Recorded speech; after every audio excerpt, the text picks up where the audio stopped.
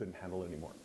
I couldn't handle the way I felt. I couldn't escape from it. I don't drink. I don't do drugs. I don't smoke. Right. So I was facing a lot of these emotions head on.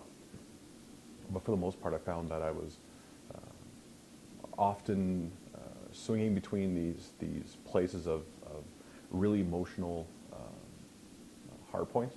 So I was either in this point of extreme frustration or like a deep, profound depression, and it got worse and worse and worse until finally, in the wintertime of 2015, I could barely even function. I had a hard time having any sort of relationships. My life at home suffered.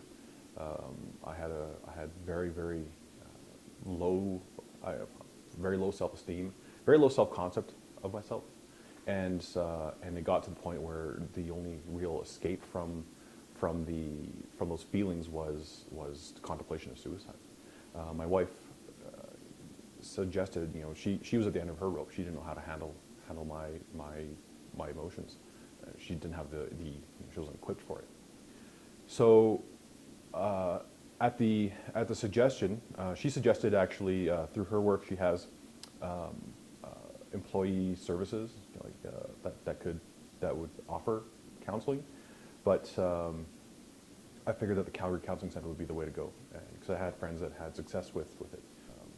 A lot of the damage I could say that I had done to my mental health over the course of, I don't know, a year, 2 years, 5 years, 10 years, wasn't quite. It wasn't going to be dealt with in a quick and easy way. Right? Here are some tips and some tricks and some practices that you can just do in a regular situation. Things that are innocuous. I don't have to square myself away and leave a social circle of people, but just very basic practices to sort of dial myself back in. So when these emotions and these feelings take over, and I start to feel this ramping up of frustration or this ramping up of self-doubt, things I could do to ground myself, to bring myself back down into this place where I could move forward.